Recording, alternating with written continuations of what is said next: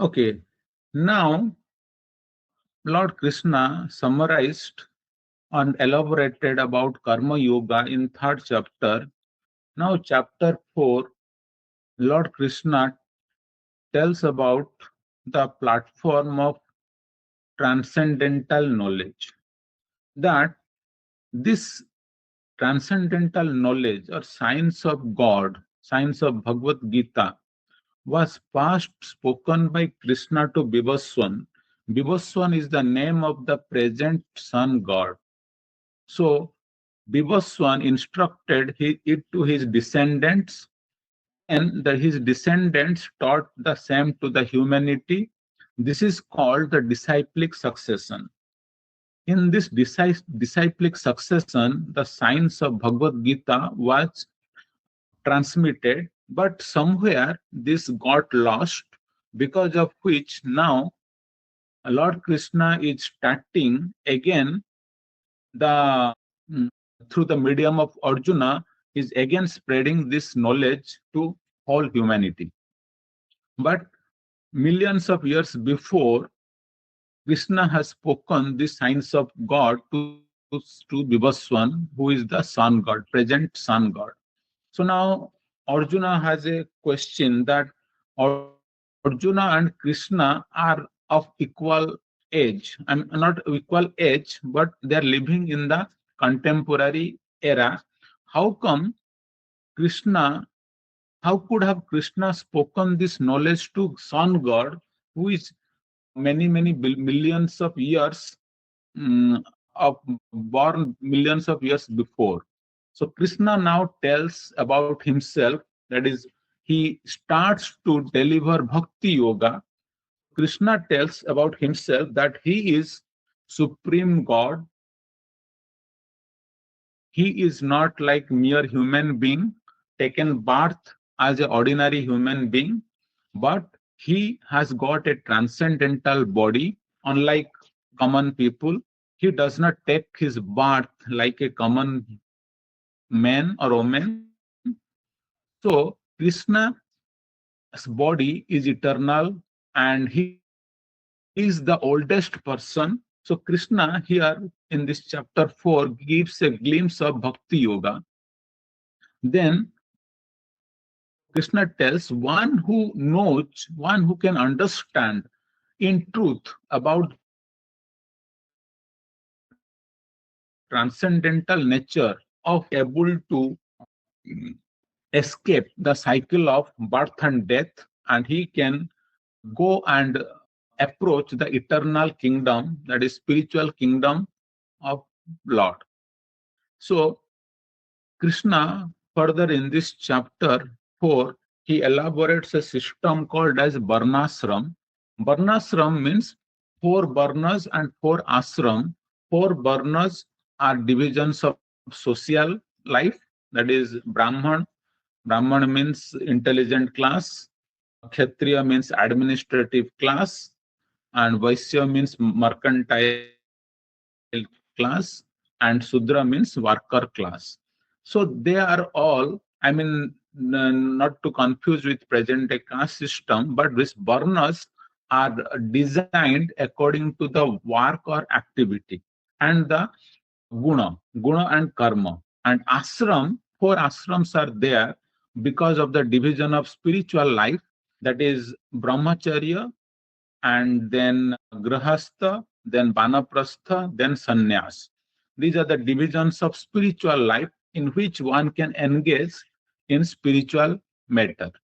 So Lord Krishna has designed this system called as Varnashram to engage people according to their psychophysical natures.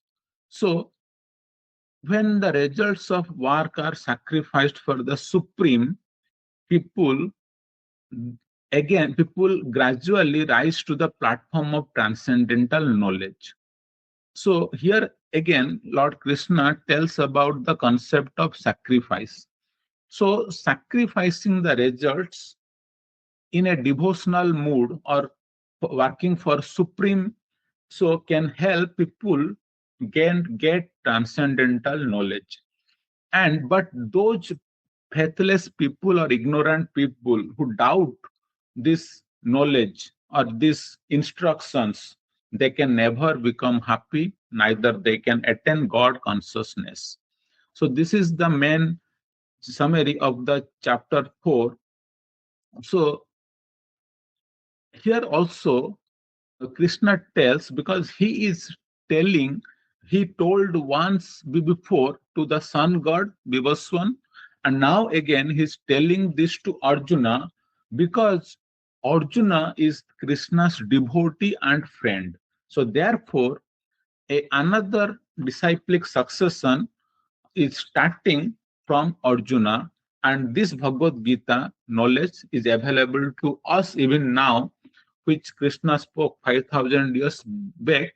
But since it is recorded by Vyasadeva in Mahabharata, so it is available to us. So we can also get this knowledge.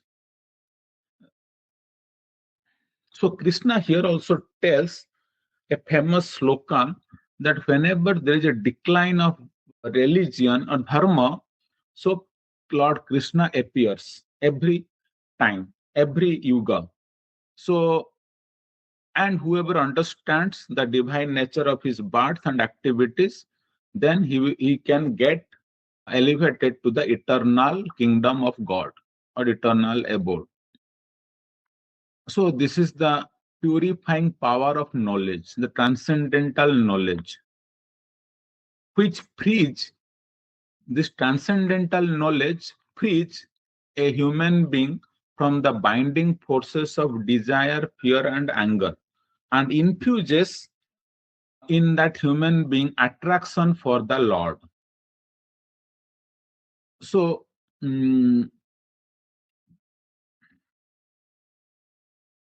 so those who are seekers of liberation, many people they seek liberation from this material world. So they should follow in the footsteps or in the instructions as told by Lord Krishna here. So in that way, they will be free from worldly desires and not be bound by actions, and they feel inspired to surrender to Lord. Thus, they can make their path eligible for liberation. So then one important aspect of regarding action is told by Lord Krishna that there are three types of action. One is auspicious action, another is inauspicious action, another is inaction. So Lord Krishna tells one that action may lead one to karmic reaction or to freedom from all reaction. So inaction may lead one to freedom from reaction. So such people are wise. So Krishna states that their endeavors are free from selfish desires and the reactions to their actions are burnt by the fire of spiritual knowledge. So they give up attachment to the fruits of their work and are always self-satisfied and non-dependent of externals, thereby incurring no reactions to their actions. Now, Krishna states that being in such a consciousness, being freed from selfish attachments, and their consciousness situated in knowledge, so they act in a mood of selfless service, and their karma is completely dissolved. They see spiritual reality in all their actions. So the process of offering their work is Brahman, and the work itself is Brahman. So those acting with such a vision attain Brahman. So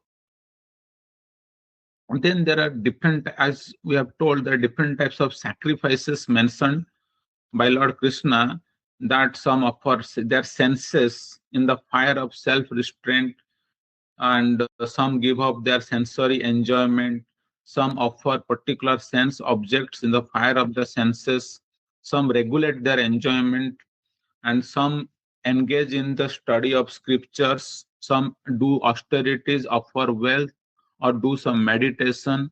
So different types of sacrifices, and all of them are mentioned in the Vedas.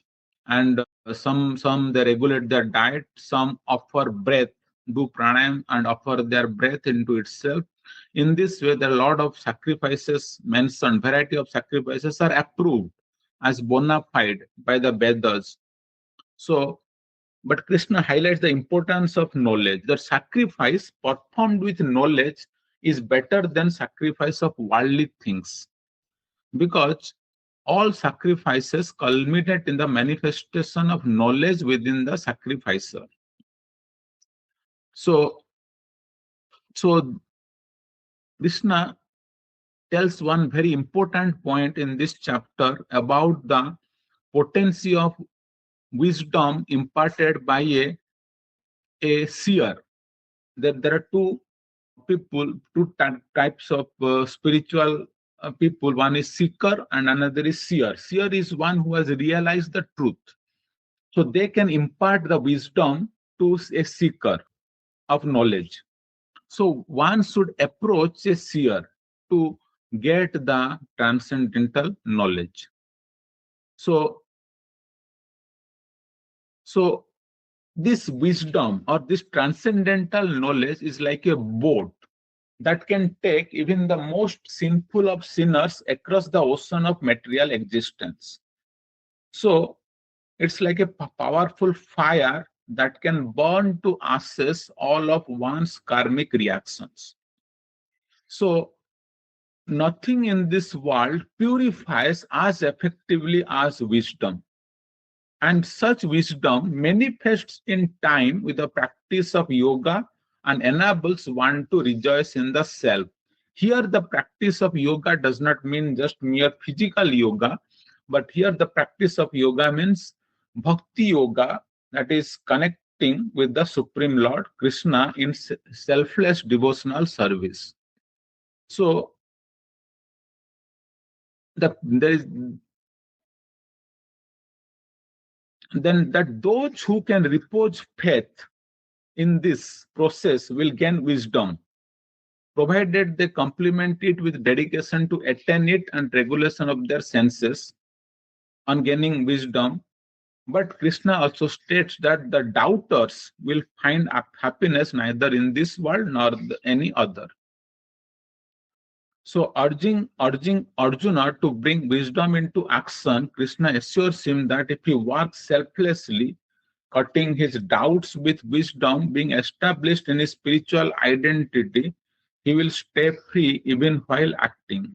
Therefore, using the sword of wisdom to cut the doubts begotten by ignorance in his heart and confidently practicing yoga, Arjuna should arise. So, this is the summary study of the fourth chapter.